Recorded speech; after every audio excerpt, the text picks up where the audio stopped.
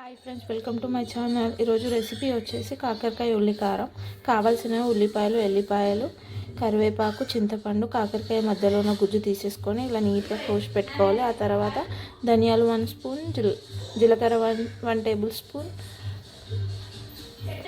మినప్పప్పు 1 table spoon, శనగపప్పు 1 table spoon, oil, పసుపు, ఉప్పు, కారం.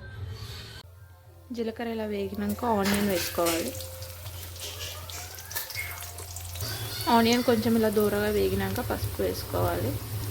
ఆ తర్వాత కొద్దిగా చింతపండు, వెల్లిపాయలు వేసుకొని మంచిగా మిక్స్ చేసుకోవాలి. కొంచెం కరివేపాకు. ఇప్పుడు మనం వేయించుకున్న మిశ్రమాన్ని అంతా మిక్సీ జారీలోకి వేసుకొని మిక్సీ కూల్ అయినాక మిక్సీ పట్టుకోవాలి. హీట్ ఉన్న ఆయిల్లో కాకరకాయలు కూడా వేసుకొని మంచిగా దూరగా వేయించుకోవాలి. ఇలా మంచిగా దూరగా వేయించుకున్న తర్వాత తీసి పక్కన పెట్టుకోవాలి.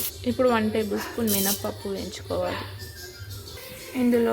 ఇందులోనే 1 టేబుల్ స్పూన్ ధనియా వేసుకోవాలి. అలాగే శనగపప్పు కూడా వేసుకోవాలి. శనగపప్పు మంచి టేస్ట్ని ఇస్తుంది ఇందులో వేసుకుంటే.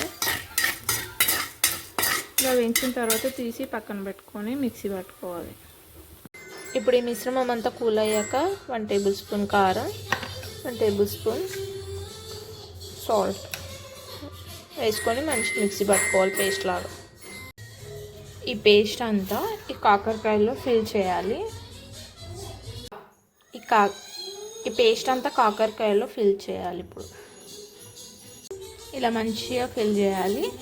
తర్వాత ఆయిల్లో వేసుకోవాలి. ఈ మిగిలిన మిశ్రమం కూడా పేస్ట్ కూడా ఆయిల్లోనే వేసుకోవాలి.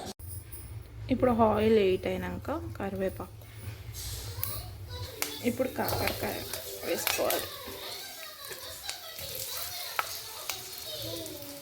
ఈ మిగిలిన మిశ్రమం కూడా అందులోనే వేసుకోవాలి. ఇలా మొత్తం వేసుకున్నాక మంచిగా మిక్స్ చేసుకోవాలి. ఇలా ఒక 5 మినిట్స్ ఉడికినాక మంచి స్మెల్ అయితే వస్తుంది. స్టవ్ ఆఫ్ చేసుకుందాం. ఈ కర్రీ అన్నంలోకి వేసుకొని తింటే సూపర్ ఉంటుంది, వేడివేడి అన్నం పైన. నాకైతే ఫుల్ ఫేవరెట్ కర్రీ ఇదైతే. ట్రై చేయండి. Thanks for watching this video. Subscribe to my channel. Bye bye.